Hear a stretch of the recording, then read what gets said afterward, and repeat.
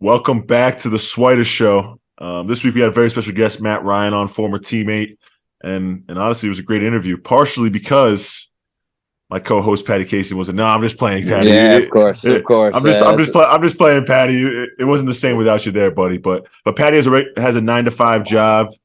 He's got to go into the office a lot more now. His company's implemented some new rules, so right. We had to do this one without Patty. We haven't been having the best luck with getting guests on.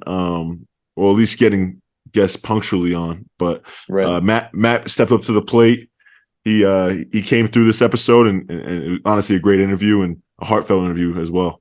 Yeah, I was following along with the updates. Obviously, I didn't, like you said, I wasn't there for the conversation, but 45, 50 minutes with Matt? Like we got a long interview for you guys coming this week.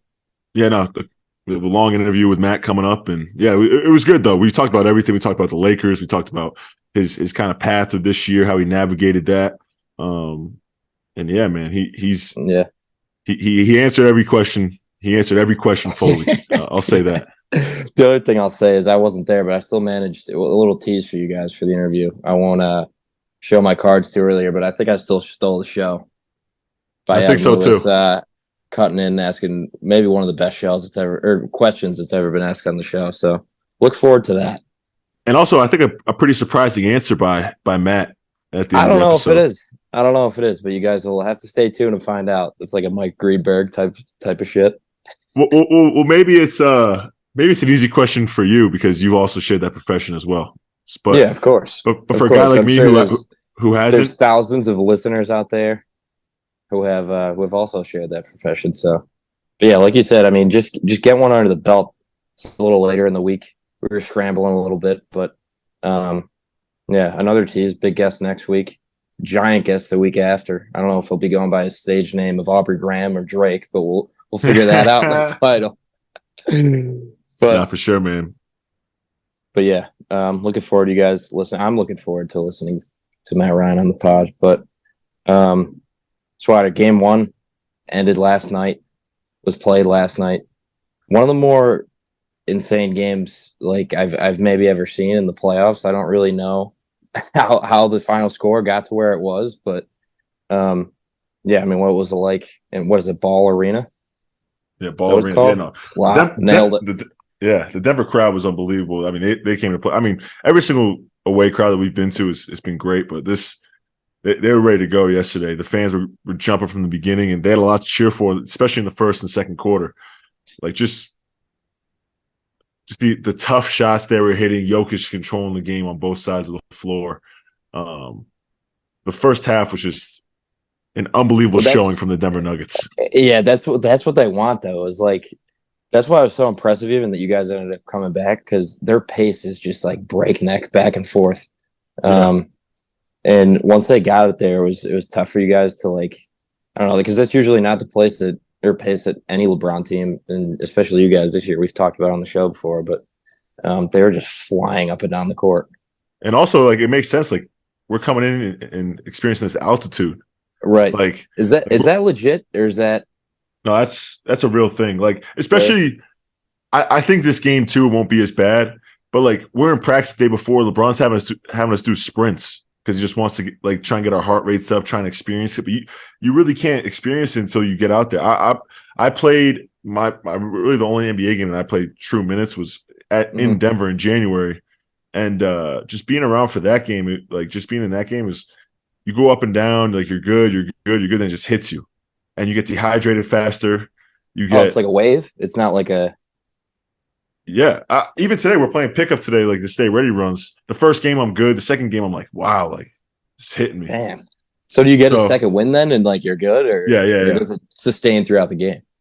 Yeah, I think you get a second win, but then you sub out and you go back in. It's like, all right, let me start this over. Do it again? Yeah, exactly. But I think this game too, like we'll be way more used to it. These guys are doing everything they can from hydration. Like even for example, like. I don't think I've seen. Maybe LeBron has Gatorade in his little jugs, but like I haven't seen LeBron drink Gatorade all year, and he's having 2 before the game to make sure his electrolytes are good. He's having water, like obviously a ton of water, and like just the way. I mean, I've talked about this all year, but just seeing him prepare for stuff like this, like he's doing everything he can from a nutritional standpoint, from a rest standpoint. Right. I asked him right before the game. I was like, "How'd you sleep last night?" He said, "Yeah, I slept 12 hours. I'm gonna get 3 more before the game." I'm 15 like, hours? 15 God, hours of sleep? Like, that's like a high school wow. sophomore. Who's going through a growth spurt? Yeah. So, It pays yeah, off. That's man. why he's able to do it, I guess. I mean, even like he played a lot better in the second half than he did in the first half, and obviously he had a little bit of rest, but He's look, unbelievable, though. Like you said, I feel like he could play better in this matchup. And what do you have, 26, 12, 8, or 9? yeah, 26, 12, and 9. Yeah, yeah. Yeah, it's crazy. But the pace, like you said, Jokic, that first half, the stats were out of this world. The first Was 8 that minutes. was that one of the better halves you've ever seen anyone play, or is that like prisoner of the moment? Like that's got to be like It's got to be. opposing players. I'm saying this year. Yeah, I mean, it's got to be. I think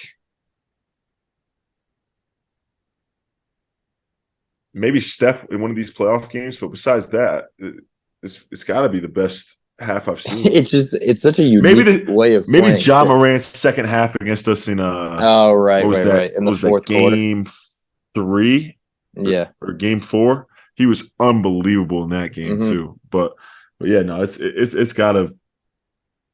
He flashed a lot in that game. What do you say? Wow. Yeah. Yep. Flashed a lot. But yeah, man, just Jokic is unbelievable. Just the way he'll push the ball and sometimes beat the guards of the court, and he's 6'11", 280 pounds. It doesn't really make sense because he's never the Doesn't. fastest moving player on the court, but he's And he's always like, wobbling. yeah, the way he runs and everything, the way he's built. It's such. I admittedly have not watched too much Denver Nuggets this year or in my life. Last night, I was like, my jaw was dropping watching what the guy was doing. And then he hit that shot at the end of the third quarter. I was like, Yeah, this guy that was just the dumbest stuff ever. Eddie even looked at him. You see the thumbs up LeBron gave Murray? Did you see that video? Yeah, no, I saw it in real time. Right. Like, this game was. Oh, did you see the thumbs up? I did. I did No see the way. thumbs up. You Yeah. had eyes on that? Well, that's good eye. I had eyes on that. Yeah, I mean, LeBron said it in the huddle too. He's like after Jokic hit that shot, he's like, tip a cap. Right. After he came back, he's like, hey, thumbs up to Jamal Murray for just knocking that down. It kind of does piss you off. You end up losing. I mean, you had a 3 to tie the game. Like if those shots just don't go in, it might be different. Yeah. But from your standpoint, that's got to be. You never feel good after a loss, especially one where you did have a shot to tie it, like I'm saying. But I mean, that's as positive like a mindset you come out of a game 1 losing with. I'm assuming. Yeah. I also think like I'm trying to think if we had any games like this at Syracuse, but you can almost get caught up in like, oh, like I'm not worried, and then they just jump to the next game too. So I think we're in a good mindset of like, hey, like at the end of the day, we did lose the game. There's a lot of positives that come out from the game. Coach Ham said this morning, he's like, hey, like I never look at wins and losses as I see it as lessons no matter what, right? You can learn and win, you can learn a loss. And I think we have a good mindset going into the next game. We have a good game plan going into the next game, which I'm not going to drop here. Of course. But yeah, man, super excited for this next game, and I think we have a right mental space going to this next game, and knowing that like the way that we've won these series has been stealing a game on the road, right? Winning those 2 games at home, end up dropping game 5, and then just sealing the deal in game 6. Yeah, I mean, you guys haven't lost at home yet, but the other thing, we don't have to get into scheme. I have a shit ton of questions about scheme. We're going to talk about that off camera. Any listeners, you could hit my Venmo. I'll give you the full Lakers game plan per Swider. But the other thing, this is a way more lighthearted question, Swider. What was going on with the shot clock situation? And I think that really affected the game too, because there was a point in the game where LeBron is so dialed into the shot clock, as we all are as basketball players. You glance up at the shot clock when you feel like time's going down. That's like second nature, yeah. Yeah, he turns around to the right and to like look over it. Now he has to go back into like turn forward, read the defense again, and now he's got to try and make a move. It's probably messed him up probably 3 or 4 times. Yeah, real early on in the game, he shot that. It was like going to be a turnaround bank, and he ended up. It was like the most off shot I've ever seen LeBron have. Maybe. And I'm not blaming the game on the shot clocks, but it definitely, like, honestly, I might get some heat for this, but the in-game people in Denver last night did a horrible job. None of the in-game none of the in-game stats were working. Like, the videos were going in and out. Like, it wasn't a great job with the in-game people in Denver. Do you think the stage is too big? Have they not been there? I mean, they've never been there. The last time they were there is down in the bubble. Yeah, that doesn't count for that type of stage. So whoa! You're saying the bubble doesn't count? Do you like to tell that to your teammates? I'm saying in terms of the in-game stats, people.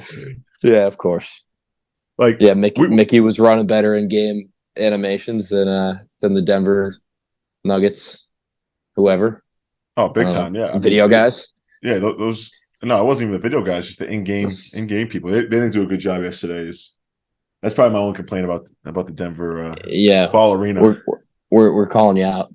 Step your game up. This is Western Conference Finals. We can't be. It's the biggest stage, but I don't know. But for example, it seemed like it. Go ahead. Yeah, for example, like AD had 40, and we didn't even know we get. Then I'm asking for the stat sheet. He has 32. I don't even know he was close. Oh, so is that there was nowhere in the arena you could look and see your points? Nowhere you can see your points, your field goal percentage. That is bizarre. Like, you usually they have it in like 400 places.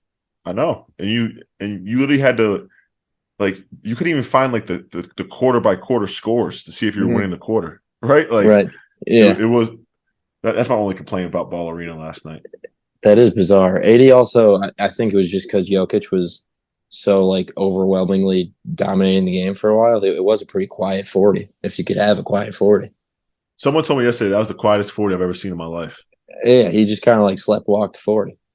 I mean, he did have like 19 in the first half, and it was all after like Denver had made like a crazy shot, so everyone's celebrating that shot or thinking about that shot, and AD comes down and hits like a floater or makes a tough layup, or so I can see why people say it was a quiet 40. That'll definitely be one of the big keys to the series, though, him making Jokic work on defense, because he did look pretty tired at the end of the game. Yeah, and once we made that adjustment, and once we did make that adjustment to having Rui guard him, I think the good thing, this isn't really like a secret or anything like that, but in 2020 when we did beat the Nuggets, or when the Lakers beat the Nuggets, AD was guarding Jokic, but they also had that 5-man. Yeah, the JaVale / Dwight, Dwight, right? Like, protecting the rim. So like, we were able to get a look at that yesterday as well. So I mean, I think there's a lot of different things that we can do. LeBron is developing all these different mindsets of what he can do defensively to kind of slow them down. But I think the first and foremost, just stopping them in transition, stopping their second chance points, because Jokic is an unbelievable offensive rebounder. He had 12 rebounds in the first 8 minutes yesterday, and being able to not foul them, like just take away their foul shots, because like, besides Jokic, none of those guys are real downhill guys. Aaron Gordon's obviously going to the basket, but he's not a dribble downhill guy. Jamal Murray wants to get into his jump shot before he gets downhill. Michael Porter's he's a very, very talented player, but he's not a driver. He wants to shoot over people. He can shoot it. He'll shoot it from the 12th row if he got it there. But KCP did get to the basket last night. He's not really known for that, but he did get to the basket a couple of times, and that hurt us. So him and Bruce Brown were very good last night. And yeah, Bruce was unbelievable. Bruce will be on the pod at some time. He's a New England guy, Boston guy, right? Former teammate.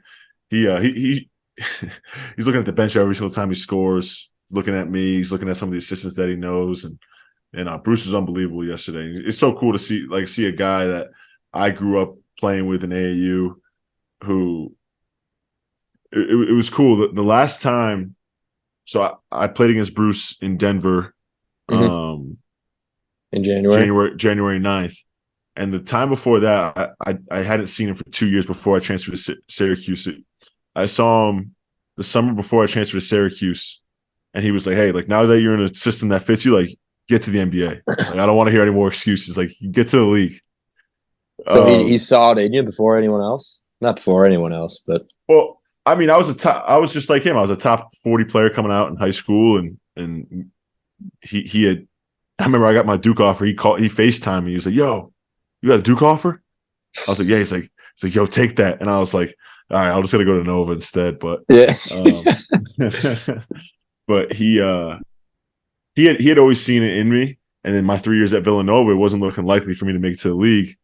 So year after I see him, I see him in Boston. We're at BABC practice, and he's like, "Yo, like now you're at Syracuse. Like this is the right system for you. Like get to the league, bro. Like this is your time. Like it's not too late. Like you still got a chance to get there." So it was cool seeing him yesterday and kind of like just seeing that again. Like we're in an NBA court, we're in the Western Conference Finals, and even though I'm not playing, I'm still there, and he's throwing the basketball at me when I'm walking out at halftime, and it's just cool to see another BABC guy out there. Yeah, it's not the most relatable thing in the world for a lot of people, but that is nuts. Yeah. Did you give him a little hat tip last night? Like, yeah, here I am, dude. I listened to your advice and got to the NBA. January 9th, it was cool because I was telling my dad this morning, like Bruce, after that game, it was cool. Like, it's like we're playing on the NBA court together. I'm guarding him a little bit. After the game, he asked for my jersey. And it was literally my first time I'd ever played serious minutes in the NBA. Yeah, so I wasn't trying to be that guy. Keep that jersey. Yeah. But it was like, I'm not trying to be that guy. It's like, oh, he plays one game and now he's giving away his jersey.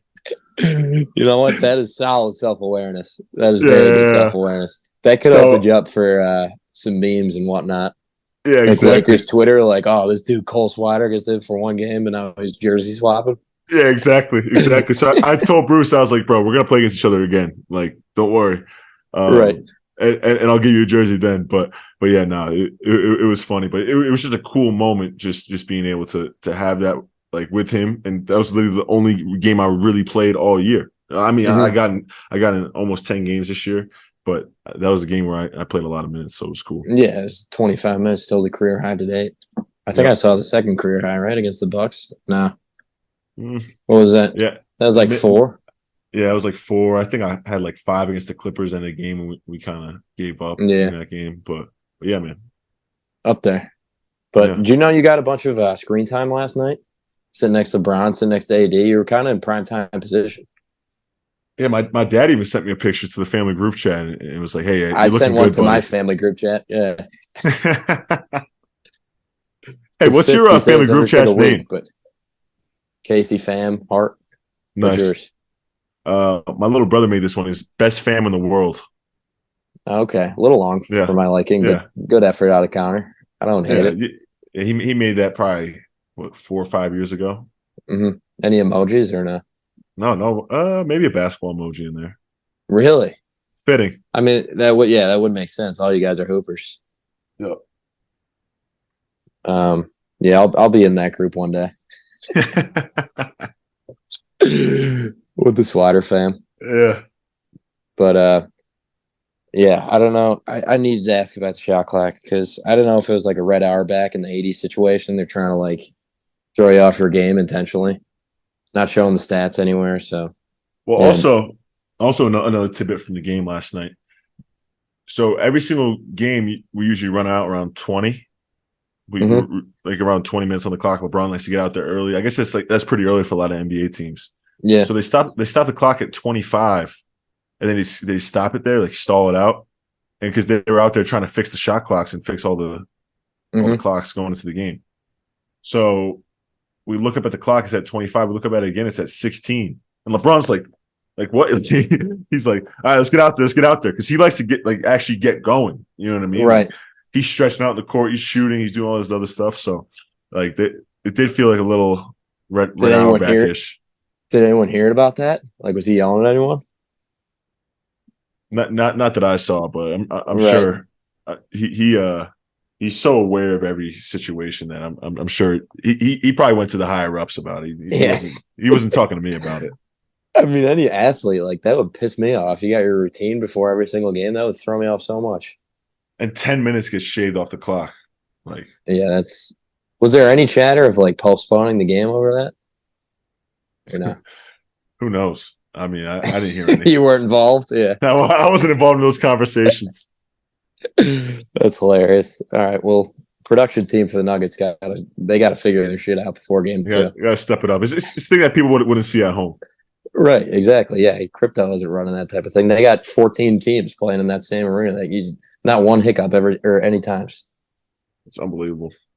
But all right, Swider, before we kick it to your friend Matt Ryan real quick, we got to do our copycat league for this. Let's do it. Very week. Popular copycat league. Very popular copycat league. We talked about Wemby. I just combined someone else who I want to get to in this segment. Yep. Wemby in like November, but last night, the draft lottery, San Antonio wins. Kind of ridiculous to go from Duncan right to Wemby. But who did you want to see win? Did you have a preference? No, I didn't have a preference, but I thought it was hilarious. Like as soon as the Spurs got that pick, it's like he's a Spur. Yeah, like weren't they a little like in your face about that? I saw a potential starting lineup for next year's team. Like there wasn't even morning. A mention of like Wemby or I keep combining this. Wendy, Brian Windhorst was in France, and he's like, "What is your reaction to being on the San Antonio Spurs?" It's like, all right, he didn't technically get picked yet. Yeah, I thought it was like almost comical the amount of right. Usually there's like at least a hint, like they'll say 15, like do 15 minutes on, but they'll be like, he's projected to be a Spur, or like if the Spurs do follow through and go projected number one pick, Victor Wembenyama. Right. Yeah. Yeah. You said that perfectly too. But last night it was just like, no, you're on the Spurs. Yeah. It was kind of like that Blake Griffin, the Blake Griffin draft. I don't know if you remember this, but the Clippers got the number one pick that year, and as soon as they got the number one pick, he opened the owner opened up his coat his sport coat, and it had the Oklahoma jersey, right? No, it had the 23. It had the Clippers 23 on one side and the Oklahoma 23 on the other side. I actually don't remember that at all, but yeah, that last night was even worse. Yeah. But my other question with the lottery is, what do you have to do to get to represent the Lakers next year? You gotta be lucky, man. I think we got to win this championship, and the only thing there is you wouldn't have a lottery pick, so that would be a dumb question by me. Yeah, we're not gonna have a lottery pick, so I wouldn't be there anyways. We wouldn't worry about it. You could be the old head, like not the Brandon Roy, because that's a very tragic story, but the retired guy who goes back in like 20 years. The Ben Wallace, the Hall of Famer, undrafted guy who goes back. Yeah, I like that. Of course. Yeah. How about that, too? Detroit. Buddy Boeheim, friend of the show, just their team just getting screwed. I think a good point that was brought up. I'm not trying to be a conspiracy theorist or anything like that, but San Antonio is going to be up for. They're going to be up for sale pretty soon. The ownership is going to sell their team. Really? The number 2 pick, Charlotte, Jordan has talked about selling his team. Right. Number 3 pick, Portland. They've talked about selling the ownership group has talked about selling a big portion of the team. So I'm not saying it's a coincidence, or I'm not saying it's a full on fact, but it could be. I think it's fair to question the draft lottery like every year. If there's one thing that's rigged, it's probably that in NBA. I don't know. It's the script. The script. Exactly.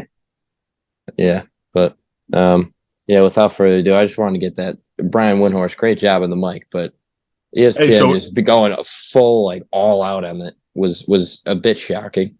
Yeah. Hey, is Windhorst the next? Because he was the LeBron guy for a little bit. Is he going to be? Yeah, that's what I was wondering too. Is he just going to hitch his coattail to Wemby now and like have him feed his family for 40 years? Oh, that's great. I mean, that guy's found a way to stay relevant. Yeah, he is good now, but it really is like I think didn't he graduate with LeBron in high school, or is that just a myth at this point? Oh, I've never heard that, but I wouldn't be surprised. I probably just completely made that up, but that is true. St. Vincent's St. Mary's class in 03, Brian Windhorst and LeBron James. But all right, I think that's sufficient enough. this will probably be a little longer of an episode, which is a Yeah. good thing. It's always a good thing. More Swider Show is always a good thing. Yeah. So appreciate you guys tuning in this week. We weren't able to have Patty Casey come on the interview, but you'll hear me and Matt going back and forth about our seasons, from everything in between the Lakers to the Timberwolves to getting released and all the emotions that go throughout an NBA season. So thanks for tuning in. Follow us on all platforms, and I'll kick you over to the Matt Ryan interview. Welcome back to the Swider Show. We have a very special guest this week, former teammate of mine, just NBA player, my guy, Matt Ryan. Let's get it. How we doing? Good, man. How you been? So first of all, how you been these past couple of months, man? I haven't seen you in a little bit. We've been trying to get you on the show for a minute, but how you been? I remember the last time that we were supposed to get on a show. Dude, I got so sick. I don't remember when it was. I went down to the G League for like a game or two. Yeah. And then I was supposed to fly out for a little West Coast trip. And dude, I just got hit with this sickness. I couldn't get out of bed. Like I had to stay down in Iowa, and I couldn't get out of bed a whole day. I missed the flight to I was supposed to go like Phoenix, Golden State, Sacramento on a West Coast trip. Couldn't get out of bed for like 2 days in Iowa. Ended up just flying back to Minnesota and like missing that whole trip. I was so bad. I wanted to go to, you want to go to the nice places when you can. So Definitely. that was when we were supposed to get on the. I think we were supposed to get on the show, and I was like, dude, I'm dog sick right now. I can't do it. No, that's all good, man. We appreciate you getting on the show this week. Yeah, but other than that, it's been good. I mean, we went to the playoffs, lost to Denver in 5. Took a couple of weeks off, and then back in Minnesota this week, working out. A few hours during the day, go back at night, do what you got to do. That's really it. It's like Monday to Thursday every week now. And then get a long weekend. So I'm gonna go home to New York, and then go to somewhere for Memorial Day weekend. So it's good. It's like Monday to Thursday for however long. Definitely. I mean, this offseason is gonna be a lot different than it was last year for you, right? Last year you were on Boston during that title run. What are the differences in the offseason like this? You get to rest your body a little bit more. How do you handle summer league last year compared to if you're even gonna play this year? Yeah. Well, last year, going and you're experiencing it now. When you're in the finals for so long, we when I was on Boston last year, we lost in the finals, and it was like the third week of June already. And I remember they were like, we came in the next day after losing. We had our exit team meeting, and then it was like, okay, go home for like a few days. I drove from Boston to New York. I think I was in New York for like 3 or 4 days, and then went right back to Boston to get ready for summer league. Wow. So it was crazy to go right back to Boston, practice for a week, go to summer league. I rolled my ankle 2 games in, and then that was it for the summer.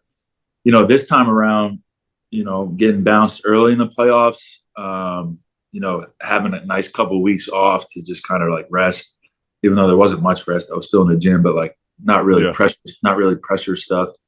And then coming back here, and this will be my first time actually being in an NBA gym over summertime, and seeing what these off-season workouts are like.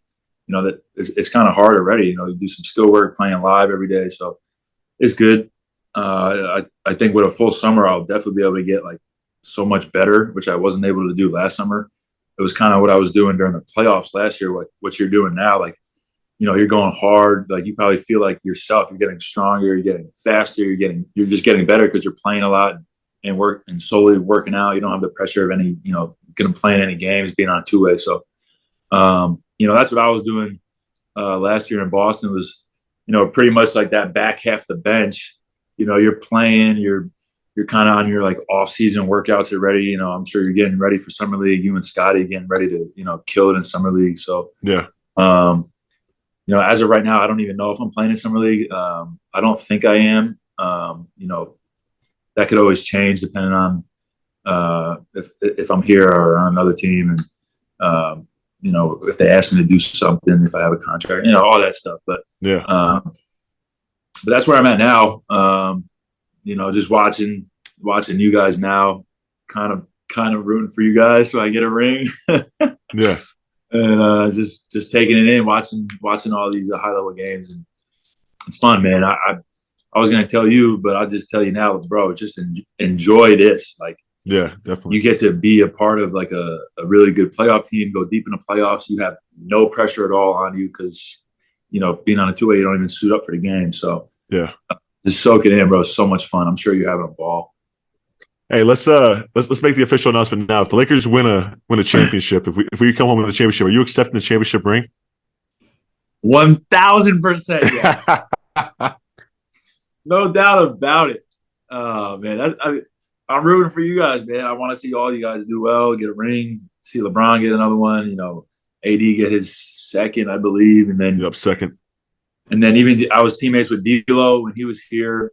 Thought he was great. It would be cool to see him, have that kind of success also. But then hell yeah, to be able to get a ring, that's special, bro. Not everybody gets a ring, and I was sure. Almost got one last year. To be able to get one this year, that'd be crazy. But a lot of work to do. Obviously, you guys know that Denver's a hell of a team, and then if you're fortunate enough to get past them, face another hell of a team in the final. So. But no, I'm rooting for you guys, for sure. Definitely. But yeah, man, going off of that, like, let's be real, man. How was this season for you? Because you go from a lot of ups and downs, from making that game-tying shot, running around half-court, Pat Bev pulling you back to the bench, to like getting released. Well, you signed a non-guaranteed contract, and we all know that doesn't come with anything. To getting released, to 5 days later getting picked up again on a two-way with a contract that you didn't really see yourself. You saw yourself as more than that. You thought you proved yourself to being more than that, right? So, how has this season been for you? The ups and downs, an NBA season. Yeah, I don't want to say like it was super hard, because I think guys in our position, like, we always feel like we're so fortunate to be here, no matter what the contract is. But then there's that side of us that, like, we wouldn't be here if we didn't think we were good enough. So that competitive side also, like, you always want more as an athlete. So, no matter how hard it got or whatever the situation was, like, I was never in like a negative like mindset. I was always kind of just, happy to be here, happy to, be a part of it. But the flip side of that is like, things can change so quick, right? From having a small role with the Lakers at the beginning of the season, within that 20 games, I was in the rotation, out of the rotation, in the rotation, out of the rotation, all in 20 games. Yeah. So dealing with that, I thought I did a great job of, like, being consistent throughout all that, showing up every day. I never thought that, my mindset or how I was carrying myself, faltered. So that was a key thing throughout all that I was, learning, going through it, was, trying to be consistent no matter what was going on. But, like you said, being able to hit a huge shot, and then a couple of weeks later, see you later, we got to release you. And then to 5 days later, being a part of a new team on a two-way contract, it was kind of just like par for the course, right? Like, all right, what's next? Like, what's next? And figuring out. And then, and then I get to Minnesota, and, nobody really knows me, except, some guys in the front office who I knew prior, because they were in Denver. So, having to kind of prove myself all over again, get to know my teammates, get to know the coaches, kind of have to make a name for myself again, show everybody that I belong to be, like, I deserve to be in a locker room. And so, that's what I was, facing at first. And then, started getting some opportunities in games, and, did my thing, played well, shot the ball well, guarded my butt off like we had to do. So, and then it got to a point where, when you sign a two-way, you only get a certain amount of games that you can suit up for. So that whole time I was here, like the first 2 months I was here, I was suiting up for every game. And then, there was like 25 games left in the year, and I had like 5 games left. Oh, wow. And I was like, damn, what's going to happen? At that point, there's a whole bunch of different things that can happen. You could get converted, you could get waived, You could get converted and then traded. Like there's just so many different things that could happen, especially around the trade deadline. And so, all that was out of my control, as is most of the stuff in this business. So again, just learning how to be professional, continue showing up no matter, playing, not playing, suiting up, going down to the G for a game, coming back. It was just an up and down year for me individually. I thought both teams that I was on though, I learned a tremendous amount, like two super talented teams. Obviously in LA, being around three Hall of Famers every day, going to work was, incredible. And then, coming here, it's completely different. A lot of talent, but still guys like early in their careers, still trying to figure out ways to win, and obviously a lot of guys like about to get paid. So there's a lot going on here, and then having like a huge trade. D'Lo goes to you guys, Russ goes to Utah, we get Mike, and then right before the playoffs, like Jaden breaks his wrist or Nas breaks his wrist. Like, I thought if we had those guys, like we would have, had a much more competitive, at least first round. I don't know if we beat Denver, but it would have been way more competitive. So, just being along for this whole year was crazy, but trying to just stay here, like controlling what you can, and just putting your best foot forward every day. Like that's really all we could do. So the next step, for both of us, being on a two-ways, like we want to get that guaranteed contract. So definitely doing whatever we have to do to get that. That's what's next. What was the mindset going into like that 1 year non-guarantee? Because you said you told us that you had two ways on the table, and between me and you, you're not getting released off a two-way contract, so you have that security. Yeah. What goes into the mindset of signing that 1 year non-guarantee, knowing that you get cut at any day? It's a great question. I think that as a shooter, how we're uber confident. Yeah. I think like taking that chance on myself going into that non-guaranteed, I think it was just a culmination of like a lot of confidence that I built up over last year, signing a two-way with Boston, being a part of a team that went to the finals, having two great games in summer league, and then, being told, by multiple teams at that point that I had done enough. Like I didn't need to like try and play through a sprained ankle. Like I had done enough. It was time, to figure out the contract. But then like there were a bunch of looming trades, last year, like during the summer, it was KD might get traded, Kyrie might get traded. Like Russ might get traded. That put a huge stall on like, a lot of free agents because you don't know where all the dominoes are going to fall. So I think that had a lot to do with why I went the whole summer without knowing where I was going. And then, towards the end of the summer, I don't know if you were there, but I think like maybe late August or early September, the Lakers actually had a bunch of free agents come in for like a week or two.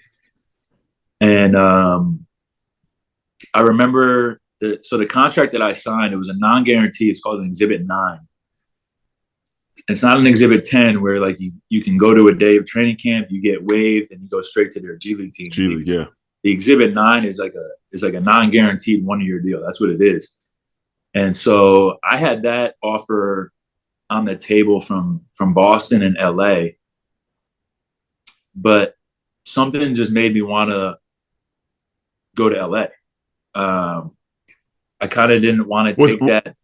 Was this after the week that you came to LA and started working out, or you already had those offers on the table before? Yeah, I had that from Boston pretty much, if I wanted it. I believe that, and for sure, if I wanted it, I could have had that non-guaranteed, same thing in Boston. I just had to tell them yes. But I thought that I had done enough over there to warrant something more than that. And so when I went to LA for the free agent week and had a couple of good days, it was kind of just like the waiting game after that. And then I think it was Saturday before training camp was starting on Monday. I got the call. Like, we're going to go to – that's when the offer officially came. Like, you had this Exhibit 9 non-guarantee from the Lakers. And I was like, let's go. Let's do it. And I knew that there was an open roster spot and multiple, a couple of guys were going to be fighting for that, like me, Dwayne Bacon. I don't know if they ended up bringing anybody else in on an E9, but pretty sure it was just me and Bake. Yep. And but I knew that the roster needed like the 15-man roster. You were on the 2-way, so I knew the 15-man roster needed a shooter, and I was just like, that, like, let's go. I just remember after I had that good game in Golden State, Mike Trudell, the Sports Spectrum reporter, he asked me, like, what was your mindset? I'm just like, I have no time to waste. I'm 25 years old. Like, I'm trying to get established. Like, I need to be ready and kill every opportunity. And so, my mindset going into that non-guarantee, or, why I took it, was like just the full confidence that, like, I could turn that into something great. And, I thought I did as much as I could with the playing time that I got while I was there. Unfortunately, like, it didn't work out after 20 games, but, I wasn't even supposed to be there. You go into training camp. I had only appeared in one NBA game. Yeah. So I'm going to training camp on a non-guarantee with the Lakers. Like, I'm not supposed to make the team, but yeah, definitely. I just had to, you just do what you got to do, and you got to believe in yourself that you belong, and that's how I tried to carry myself when I was there. Like, supposed to be here. I'm one of the best shooters in the world, so let's do it. No, for sure, man. I mean, just being around you for that little time. I mean, I think that Golden State game. I mean, at the beginning of training camp, they weren't even playing you in preseason games, right? You kind of had to earn that. Yeah, I remember everything, bro. All right, like, first preseason game, don't play. Second preseason game, and third was in Vegas. You played both those games, right? Yeah, we got like those little, or I don't remember what we got. I remember I got like the little minutes at the end, and in my mind though, like, the clock is ticking. Like, you have to have a good game to make this team. And so I remember we go to Golden State for that game, and I think I played a little bit in the first half. Yep. Didn't even take a shot. I think I passed up a couple of shots, actually. So there was a point in the third quarter, I'm sitting behind the bench and I'm with Shaq. Shaq's sitting next to me. And Shaq's like, do your thing. And I look at Shaq, and Shaq can verify this. I said, Shaq, I'm about to go off. Like, I like, because in my mind, this was it. This is my last opportunity. If I didn't do anything in that game, I probably wouldn't even play the next game, probably get released. That's it. So that was it. In my mind, I'm like, this is your last chance to make the team, and then, hit 6 of them. So that was it. For sure, man. I mean, as a shooter, like, we always talk about rhythm, being able to go out there and miss a couple shots at first and be able to come out. What has that transition been for you, like, especially when you play in the NBA, where you have to go in there and make a couple shots for you to stay in the game? And if not, because that's something I struggle with too, right? Like, I've had very limited opportunity in the NBA so far. I had an injury. I had other things that were going on. But going in and be able to make a shot right away to kind of earn your keep for the rest of the game. Like, what is that mindset like, and how have you kind of dealt with that through, this is really your first NBA season? Yeah, no, for sure. First full NBA season, bro. It's hard. You can't even like overstate how hard it is to. Yeah. First of all, you don't even know if you're gonna play. Yeah. And then if you do play, you have to go in there and play against guys that are already loose, and you have to do the hardest thing in the game: hit a 25-footer. Most likely running full speed with a guy in your face. Like, and also, you're getting targeted every single possession down the other end too. Yeah, for sure. And so, bro, it's super hard, right? Like, and that's what buys you more opportunities if you can show you can do that. I mean, there was a stretch here in Minnesota where it was like don't know, I want to say like 5 or 6 games in a row where, and I don't say this as a bad thing, good thing. It just is what it is. Like, Yeah, of course. I would go in with like 3 minutes left in the second quarter. Wow. And if I made a shot, I got like a couple minutes at the end of the third quarter going into the fourth. If I didn't make a shot, your night was over. I didn't play in the second half. But like for like 3 or 4 games in a row, I made a shot. And then I'm like, oh, I think after the first 2 games, it was like that. I'm like, okay, this is how it's going to be. I got to go in and make one so I could play a little bit. It's like, yeah, definitely. So I kind of got into that mindset, like, yo, just make your first one. And if you don't make it, hunt a second one because, hopefully make that one. Yeah. I think for guys like me and you, like, we could start out 0 for 3 and then make the next 4. So it's hard. It's hard to even, like, for example, like in the G League, second half of the G League season, I was on a minute restriction the first half of the G League season. Second half of the G League season, I was starting. I was able to play a lot, score. But I also knew that if I miss my first 3 shots, I'll probably make my next 4 just based off of math, right? Like just knowing as a shooter. And you're gonna get the opportunity. You're gonna get the attempts. You got like you're not looking over your shoulder. Like if I miss 2 in a row, shit, sub. Like going down to the G is like so much fun. I went down for a few. I went down for a few games, and I was just. What did you play? Three G League games this year? Like 3 or 4, something like that. Yeah, you barely played the G League. That's also another thing. Like your 2A season was totally different than mine. That just shows like just depending on from team to team or the plan that they have for you. Like it's just totally different. That's why the NBA is such a make or miss league, a opportunity driven league.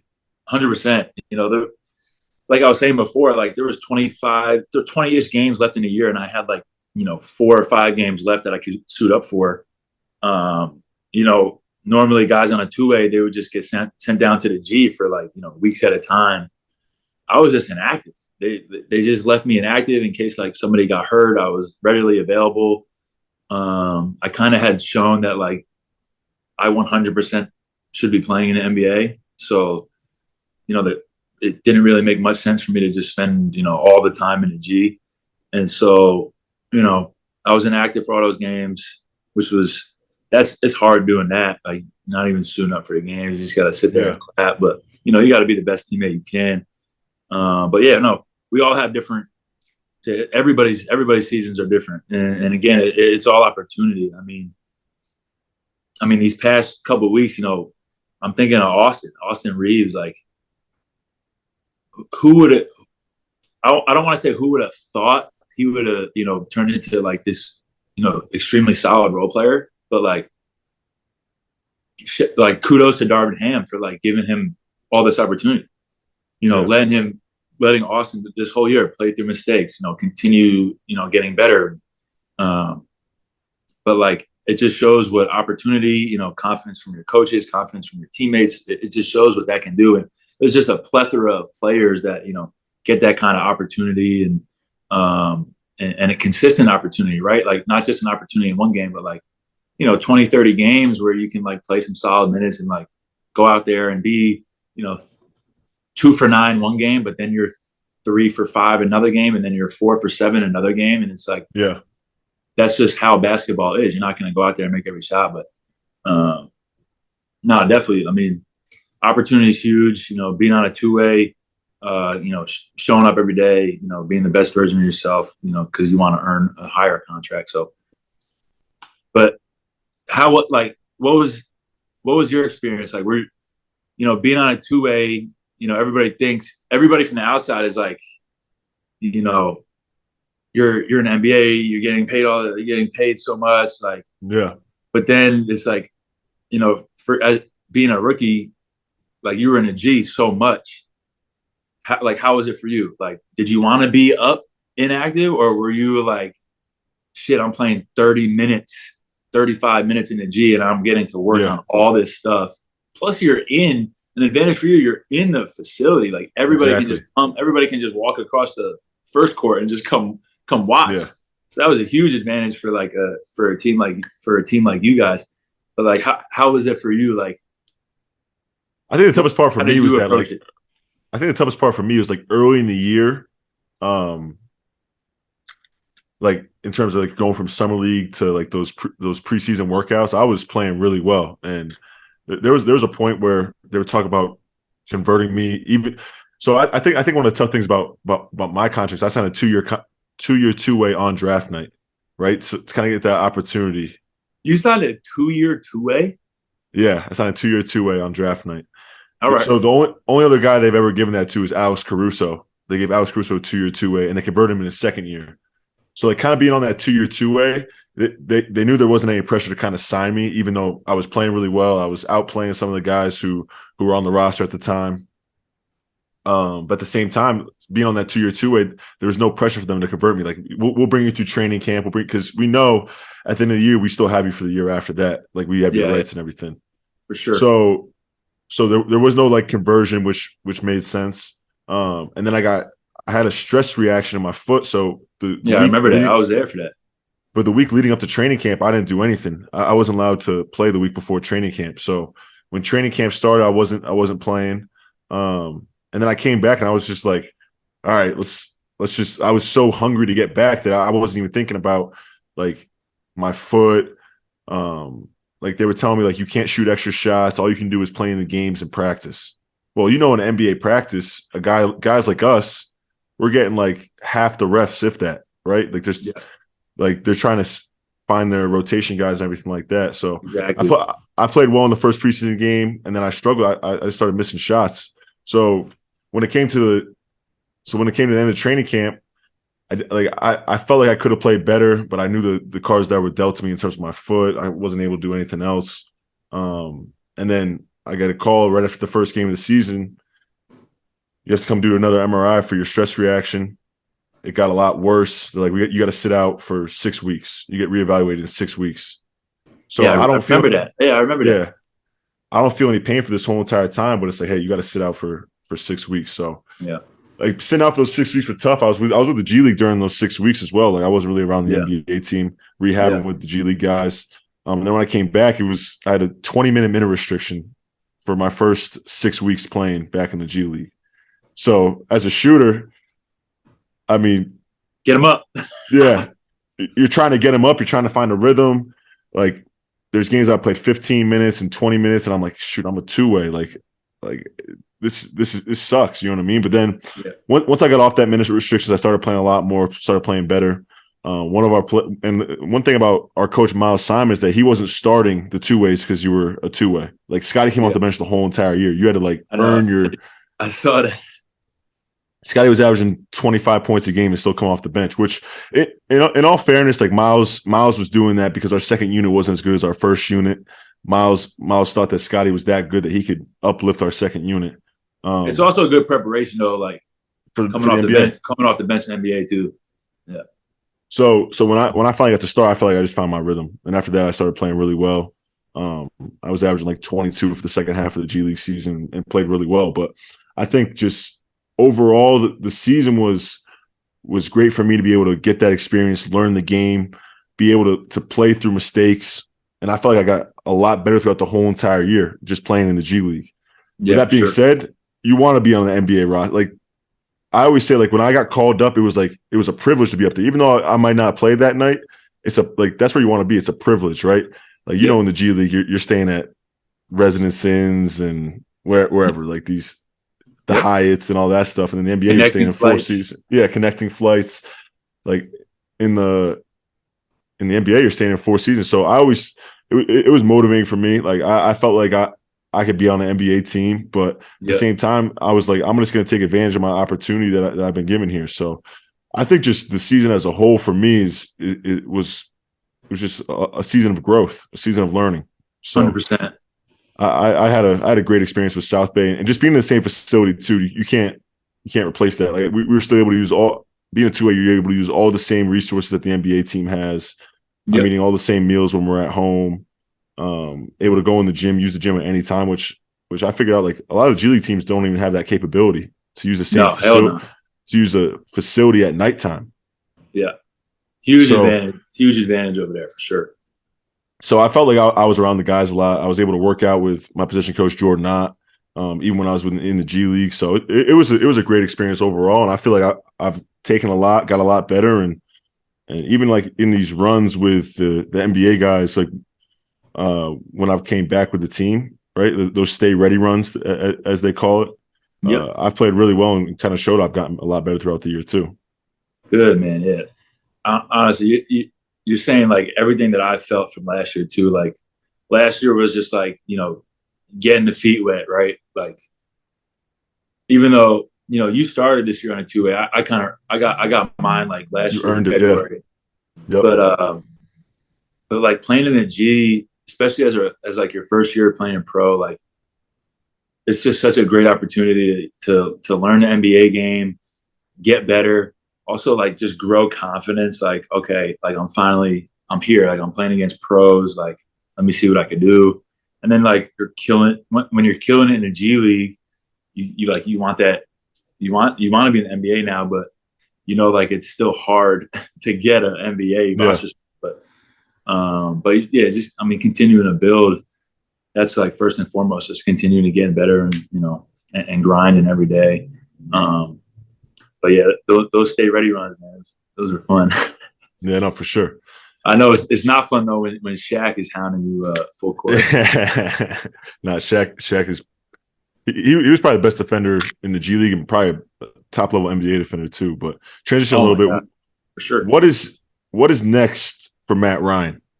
What is next for Matt Ryan? I know that could be a loaded question, but in terms of what you see yourself and like you said, being a shooter, you have all the confidence in the world. So what's next for Matt Ryan?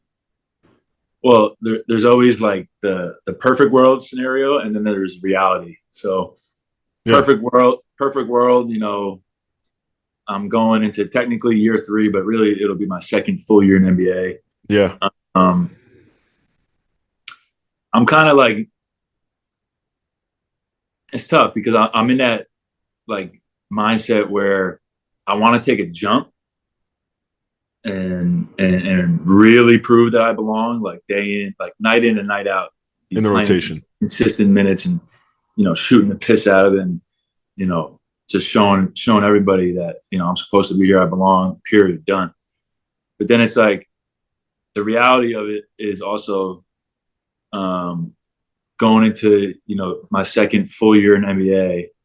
It's like it doesn't always happen for everybody in year 2. No, for sure. So understanding that as well, and then understanding that every single team has like certain guys that they're automatically going to give all the leeway in the world to, and I would love to be one of those guys. Like hopefully prove that I'm such a good shooter where I need to be out there because of everything that I can bring out there every game. So obviously I would love that.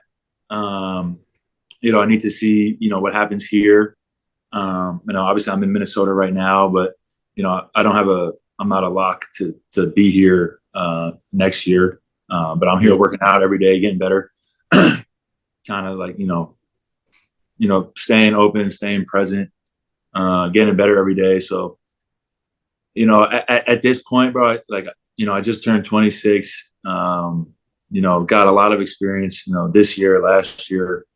To say what's next, I would just be naive to for sure, say something like incredible, because it could be incredible, it could be normal, it could be nobody wants you. Like it could be any of them, definitely. Right?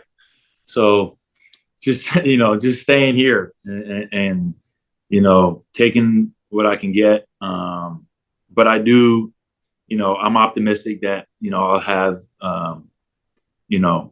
a good opportunity next year, whatever team I'm on, here or somewhere else. I'm optimistic. So that's the future for me.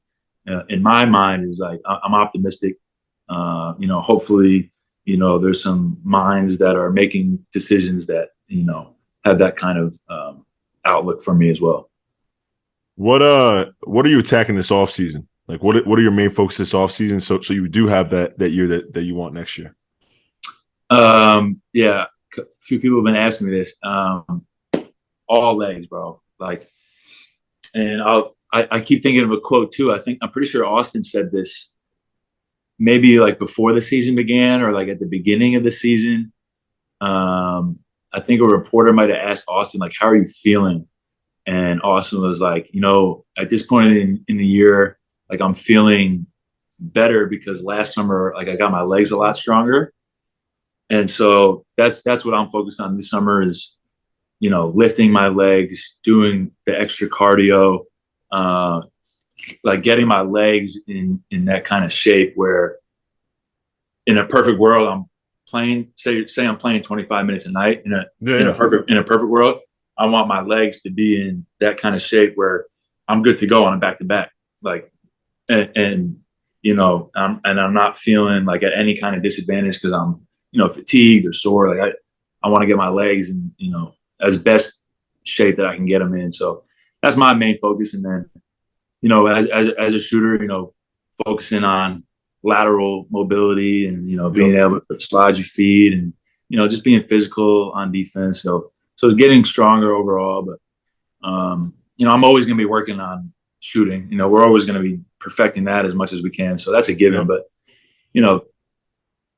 when we're having to run around off double screens, and then having to probably chase somebody also because we're going to be guarding somebody like us. Yeah. So, just being in that just super, super good shape. That's my number one focus for this summer. Definitely. What about you? Well, what about you? What are you focusing on over there right now? Yeah, I mean, I think for me, being 6'9" it's a little different because I can guard a 4, maybe a small ball 5 in certain situations. So I think for me, like you said, getting my legs stronger, getting my upper body a lot stronger, being able to guard multiple positions where I can chase a guy like you around, or I could bang with a 4 or 5, like guard a Rudy Gay, right, or guard a you, right. So I think for me and you, it's never about what we can do on the offensive ends, but what we're going to be able to do on the defensive ends. So doing all that stuff. And then for me, just attacking closeouts, be able to make decisions, be able to hit that pocket pass, being able to make a mid-range jump shot. I think being 6'9", I'm able to get my shot off against a lot of those smaller guys. So 100%. So just kind of perfecting that, just reading closeouts. I mean, for me, I think I can take my game to a whole entire different level. And just trying to find those little things each summer to, potentially just get to my peak. But for sure. Yeah, and I think, having the awareness, like mentally of, I think from a physical standpoint, like there's only so much you can do in a summer. And now given like it's a few months, you can definitely improve definitely a whole bunch of stuff. But like you just said, to be able to take your game to the next level, like it's all mental. Yeah. And it's all mental and it's all reps and it's all just like doing stuff against a live defense or, coaches or whatever. And you're like testing stuff out and you're like, okay, I can do this. Like I can get this off in the game also. But like perfecting that over the summer and just having that like awareness of like, yes, doing this other stuff does fit into my game. Our bread and butter is going to be shooting threes, but coming off, like I'm working on it like crazy right now. Coming off, whether it's just a DHO or a pin down DHO or a double pin down. Yep. Like if the shot's not there, like what's next? Exactly. Like that's the progression. It's like, okay, am I turning the corner? And then there's a whole bunch of reads after that. Am I flipping it to the big? And then there's a whole bunch of reads after that. Am I flying back off? Am I going back door? Am I going to set a screen for the guy who just passed it to me and playing split action? Getting it off a DHO, like reading where the defender is. Can I get the shot off? Can I snake it? Am I hitting a pocket pass? Am I hitting the shake up? Am I driving? Is the guy coming in from the other side? Am I hitting the spray out over there? Am I getting all the way to the rim? Am I getting a mid-range jump shot? Like, so that's what I'm doing right now. All of that kind of stuff, like off the ball, and then have the ball, and then what? If the shot's not there, if it's not just a catch and shoot, and then what? And these are all things physically, like me, like you, right? If you're coming off a pin down, right now you can easily get it, turn the corner, and do a midi, right? Yeah.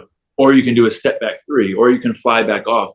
These are all things that physically you can do, but mentally it's making those right decisions at a at a consistent, high speed, correct way, like doing the right thing while being aggressive and making the right play. And, so it's all that, but like you can already, if I tell you exactly what to do on the court, physically, you can go do it no matter what it is, no matter what it is, a fade away from the post, like easy. But that mental aspect of like, expanding your game, meaning doing more things in a consistent and efficient way. Like that to me is like taking that next step in your game, because anybody can go out there, dribble. Anybody can go out there, shoot a shot. But mentally, it's like doing the things that are going to help the team, of course. Yeah. But like maximizing what you can do at the same time, and like just finding exactly how your game should be. I love it. Like I love this every day, like going to the gym. Love the process. Yeah. Yeah, bro. It's a lot of fun, and like thinking the game out, and that's where I'm at now. Like really thinking about like all these different things, like when I'm coming off stuff, and not just launching threes, because a lot of times like the three ain't going to be there. Like they're going to take that. They're going to take that shit away. Like a lot of threes are going to come in transition or like a defensive lapse, and you just get wide open. A lot of times coming off these DHOs and pin downs, bro, like these dudes are going to be right into us. So it's figuring out how to be a threat like after that, like as the play goes on, like what's next. So I love it. I love all this. Yeah, no, for sure, man. And also like we've all seen those guys who can do everything, but they can't think it in the moment, right? And that makes us the 1% in the NBA. So it's definitely a great. I love the process too, man. I love thinking about all the things I can get better at, because at the end of the day, you can have a trainer, you can have a coach, you can have all these things, but only you truly know what you need to get better at. You know what I mean? Like you know what you can do, and you know what you need to attack every single offseason. So, but yeah, man. But I don't even do that. Like trainer stuff. You know, you're doing. I've never had a trainer. No, because like you just said, our game is in our mind. Like we know ourselves. Yeah. Like all I need is a ball, a hoop, and a rebounder would be great. Like that's literally it. Like the trainers, to me, like I don't want to waste my time. I don't want to waste their time. Money. Yeah, I'll never pay a trainer, bro. Never, ever, never. The one thing I'm thinking about at some point, not right now, but maybe like a chef. Like yeah. For that, but like a trainer, like I already have coaches at the gym, and then when trainers, I mean, I think trainers are overrated, but no knock on it. No different conversation. No knock on anybody that has like their basketball trainers. I'm like, bro, your trainer has probably never played in NBA, but fuck it. Yeah, no, for sure, man, for sure. But our co-host Patty Casey wasn't able to make the podcast this week. He's a former walk-on at Syracuse and also a former DoorDash driver, former Uber Eats driver. So Adam has a question from Patty for you, and we'll see how you answer this one. So it's well known that you were a DoorDash driver at some points when you weren't out with a team during COVID. And he says, as a fellow retired DoorDasher himself, he knows how tight-knit the community is. So do you think there's more of a bond between fellow dashers or amongst players in the NBA? Wow. That's a great question. So before making the NBA, I heard like it was a brotherhood. And to me, what that means now, after everything I've learned, like it's just a commonality among all of us, is that we have the same job. And unless like you're just super close with one of your teammates, like I think like 99% of guys don't hang out with their teammates in the offseason. If I had to guess. I think like maybe there's, every team might have a couple of guys that are super close, maybe.